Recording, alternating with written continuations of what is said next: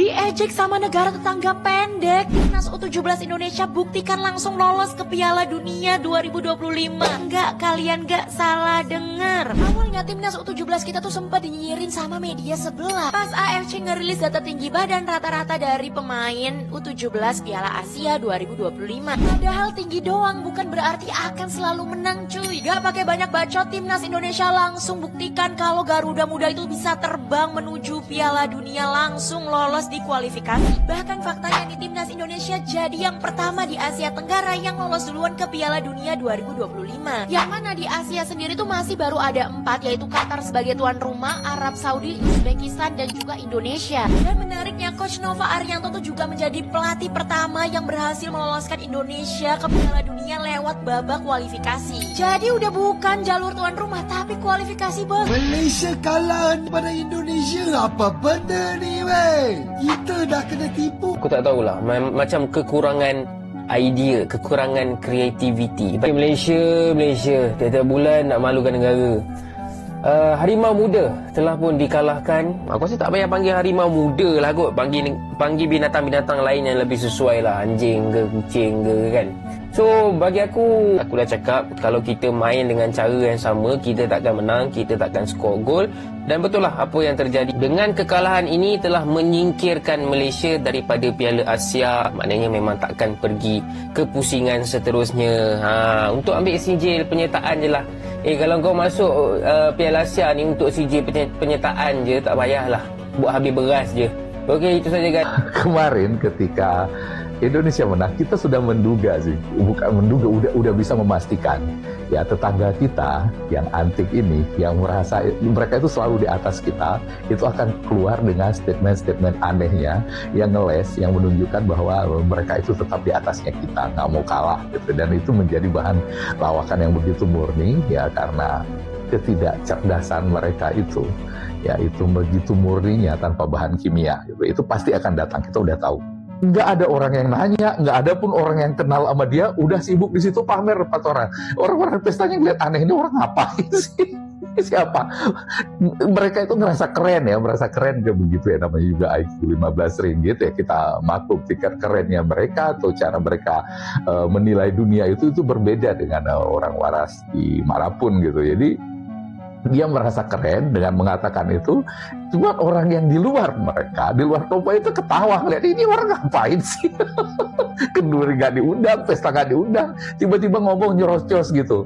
Ala Indonesia itu cuma menang beruntung bisa lolos ke Piala Dunia. Lawannya aja yang lemah di grupnya, itu grup yang ringan.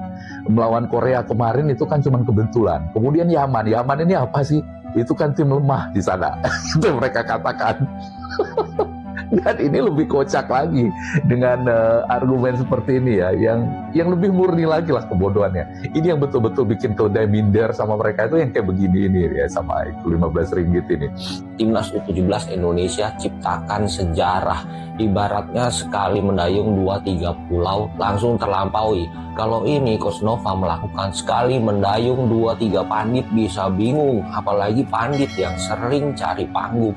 Lah, kok prestasi U17 bisa begini? Lah, Coach Nova yang terlalu ST sentris kok mainnya begini? Ternyata lawan Korea bisa menang, lawan Yaman kemarin ngamuk ngegulung 4-1.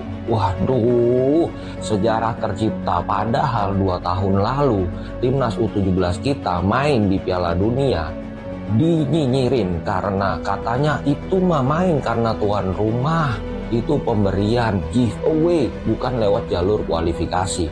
Tapi tahun ini U17 di bawah asuhan Coach Nova bisa membuktikan bahwa Piala Dunia U17 itu merupakan perjuangan, bukan pemberian.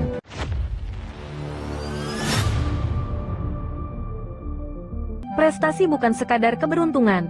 Klarifikasi atas narasi warganet Malaysia soal Timnas Indonesia U17. Dalam dunia olahraga, khususnya sepak bola, pencapaian sebuah tim seringkali tidak luput dari sorotan dan komentar publik. Hal ini semakin terasa di era digital, di mana opini dapat tersebar luas hanya dalam hitungan detik melalui media sosial. Salah satu isu yang belakangan ramai diperbincangkan adalah anggapan sejumlah warganet Malaysia terhadap keberhasilan Timnas Indonesia U17 dalam menembus Piala Dunia U17. Sayangnya, alih-alih memberikan apresiasi, Sebagian dari mereka justru melontarkan narasi miring, bahwa Indonesia lolos hanya karena beruntung, dan menghadapi lawan-lawan yang mudah. Pernyataan semacam itu jelas dan tidak berdasar, apalagi jika ditelaah lebih jauh. Justru menunjukkan kurangnya pemahaman terhadap bagaimana sistem kompetisi dan pelatihan usia muda dijalankan oleh negara-negara peserta, termasuk Indonesia. Tuan rumah bukan berarti tanpa kualitas. Perlu diluruskan terlebih dahulu bahwa timnas Indonesia U17 memang lolos ke Piala Dunia U17 sebagai tuan rumah. Namun, menjadi tuan rumah bukan berarti tim tersebut masuk tanpa kualitas standar. FIFA tidak sembarangan menunjuk tuan rumah, apalagi di ajang sekelas Piala Dunia.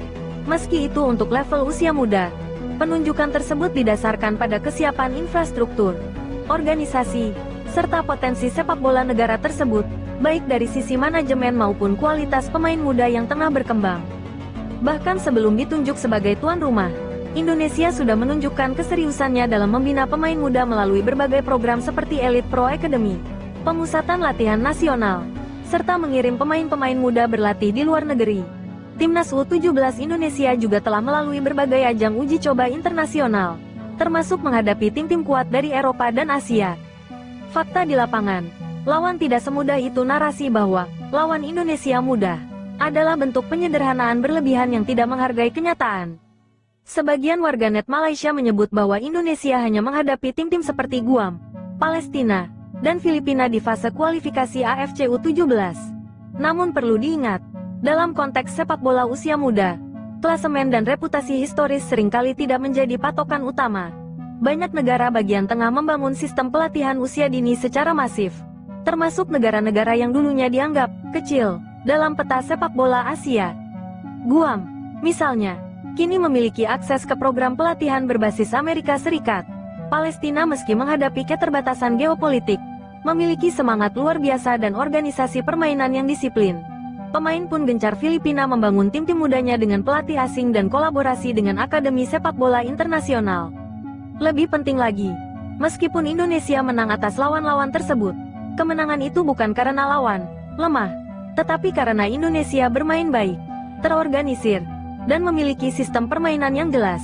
Tim asuhan pelatih Bima Sakti menunjukkan perkembangan signifikan dalam penguasaan bola, variasi serangan, serta mental bertanding. Hal ini adalah buah dari proses panjang, bukan suatu kebetulan. Pembinaan yang konsisten, bukan keajaiban instan. Indonesia, dalam beberapa tahun terakhir, telah menunjukkan peningkatan signifikan dalam pengembangan talenta muda. Program Garuda Select, misalnya, memberikan kesempatan kepada pemain muda Indonesia untuk berlatih dan berkompetisi di Inggris serta Italia, menghadapi klub-klub akademi kelas dunia. Ini memberikan pengalaman kompetitif yang sangat berharga bagi para pemain muda kita. PSSI juga mulai konsisten menjalankan kalender kompetisi usia dini secara reguler, sesuatu yang sebelumnya sangat jarang terjadi.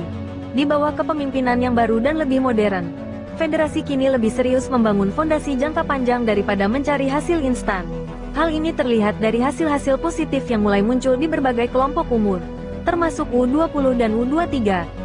Sentimen regional yang tidak sehat, adanya rasa persaingan antara negara-negara Asia Tenggara dalam sepak bola memang bukan hal baru. Indonesia, Malaysia, Thailand, dan Vietnam memiliki sejarah panjang sebagai saingan di lapangan hijau. Namun, rivalitas seharusnya menjadi pemicu berkembangnya, bukan justru memunculkan rasa iri atau memenuhi satu sama lain. Beberapa komentar warganet Malaysia yang menyebut keberhasilan timnas Indonesia U17 sebagai keberuntungan, hanyalah refleksi dari rasa tidak rela, mungkin juga rasa tertinggal. Namun cara menanggapi sebuah pencapaian tidak seharusnya dilandasi oleh emosi negatif.